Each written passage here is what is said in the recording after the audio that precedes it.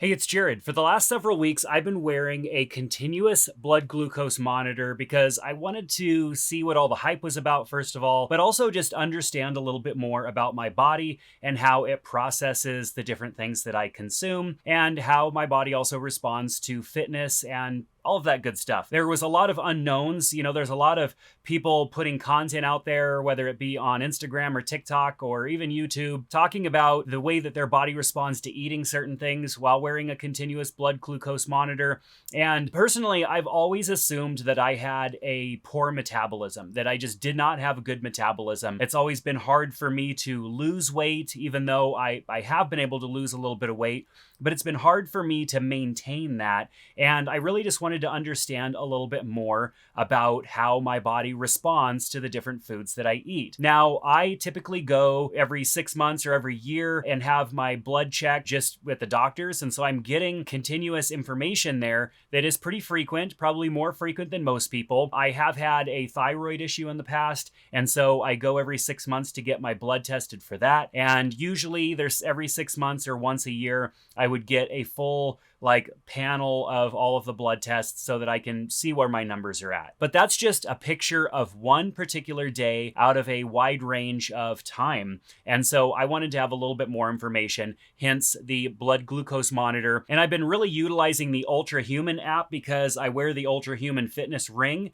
and their app also works with the blood glucose monitor, and they even have a subscription and all of that stuff. And I'll talk a little bit about that at the end of the video. But there's some interesting things that I was able to really find out and discover having worn a blood glucose monitor a couple of times for different 2-week stints. Now, the blood glucose monitor that I have on the back of my arm right here just expired today, and so I actually need to take this off. So we're going to go ahead and just peel this back, reveal the blood glucose monitor underneath it. You basically put this pad over the top just to protect it from getting snagged on anything. You can see the blood glucose monitor there, which has really good adhesive on it, and you kind of have to dig up underneath it a little bit. And I found it's best just to rip it off like a Band-Aid. And here's what we have on the bottom side. So there's a little needle that goes inside. And yes, I was a little apprehensive at first putting the thing on, because when you open it up and you're looking at the applicator and you see that needle in there,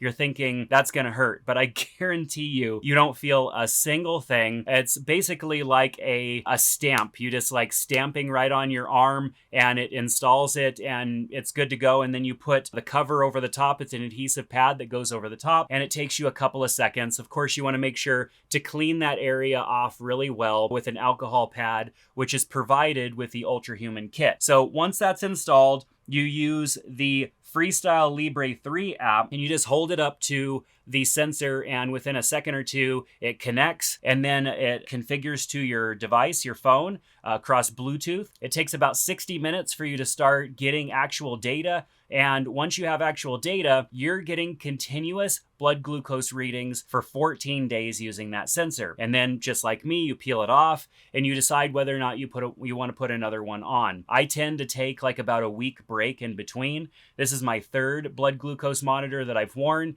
And so I usually take about a week in between just to kind of let my skin breathe a little bit. But I mean, you could see there's an indentation just from the pressure of the blood glucose monitor. And then there's a little spot right here where the needle was. And by tomorrow morning, I won't even be able to tell where that blood glucose monitor was. It's pretty great. So not much to see in the Freestyle Libre 3 app.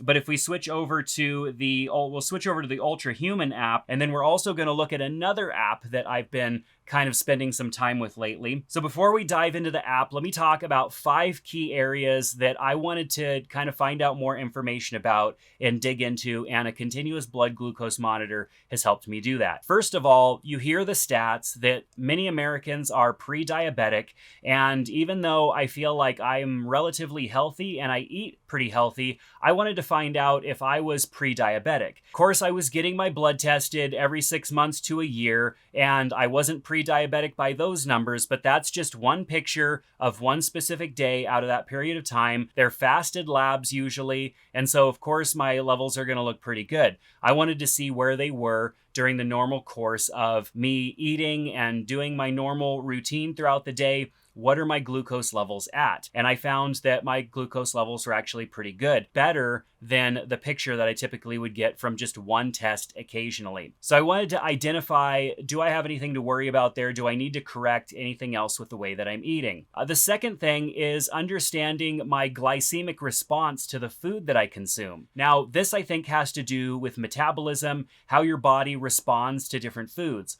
All of us are going to respond a little bit differently to the different foods that we eat. What I really love about the Ultrahuman app is that when you log food, so for example, if I was to go and log food, and you can even see some spikes here, at this particular time around 10 a.m., I actually had a piece of toast, just a piece of toast with some butter on it. And so let's go ahead and add that. So I'm just going to add toast and see what we've got. Toast whole wheat bread, that's what I had. And we're going to make sure that that's at 10 a.m. And so we'll go ahead and switch that time to 10 a.m. and hit save. Going to log that. It's going to give me the ability to add items before I log this item. So we'll go ahead and just hit save.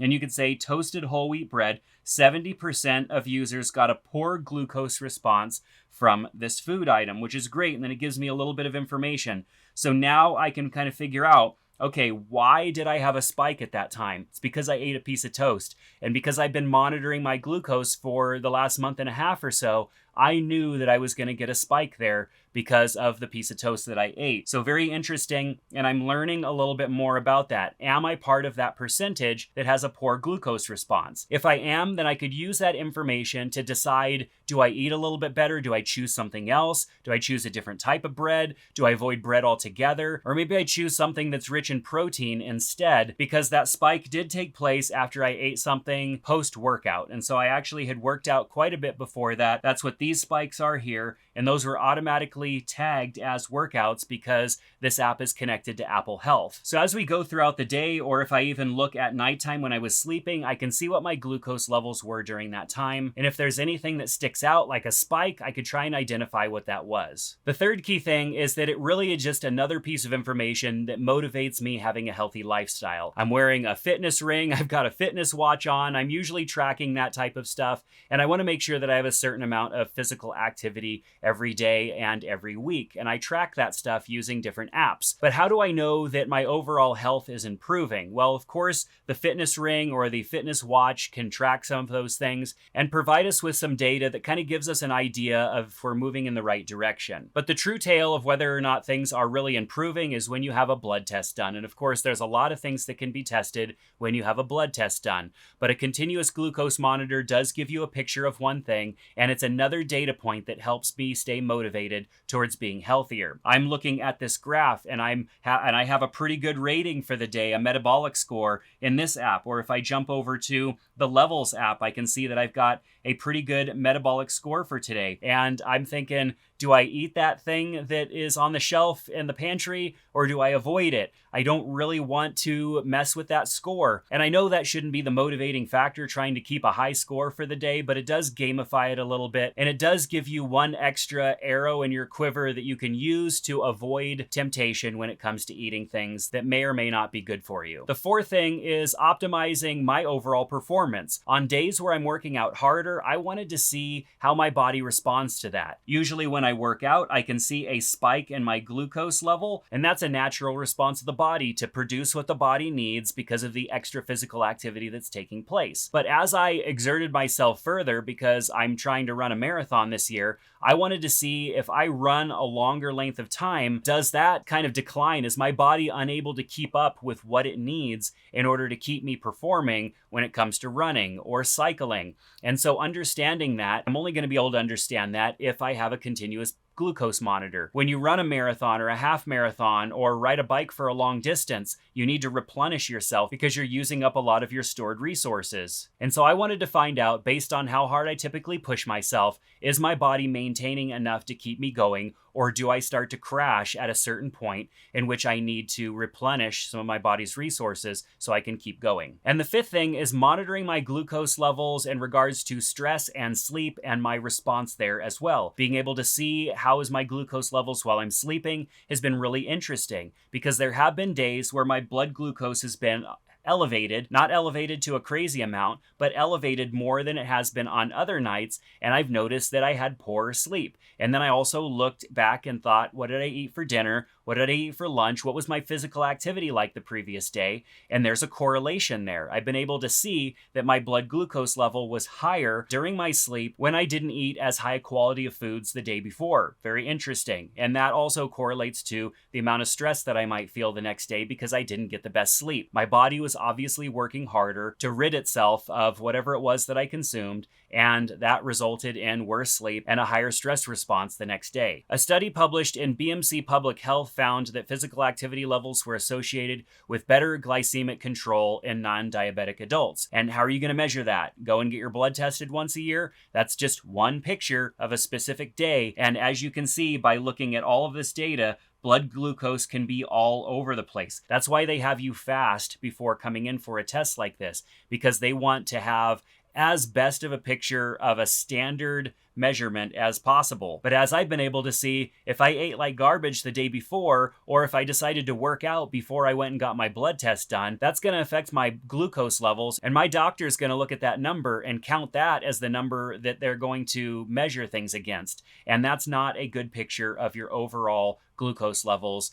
throughout your day, your week, even your year. So while I found using a blood glucose monitor to be really interesting, it's not something that I need to wear all the time. The data that I get from this thing is fascinating for sure, and it's helping me make better eating decisions and deciding how physically active I should be based on what I eat, different things like that. It's all interesting data, but it's not something that I need to be wearing all the time. But I will be revisiting a blood glucose monitor during times when I'm training for different events or trying to push myself to new levels in regards to my fitness or running. It's interesting data to have, and it's another data point that helps me make better decisions in my life. Now, if you were to try and go to pick up a blood glucose monitor from your local pharmacy, you would need a prescription for that. But Ultrahuman has a subscription service in which you get access to their app, you get blood glucose monitors delivered at whatever frequency you want, and if you use their fitness ring, you're also getting additional data there as well. It's a fantastic app. I found it very useful for logging my fitness activities and what I eat so that I can see how my body responds to those things.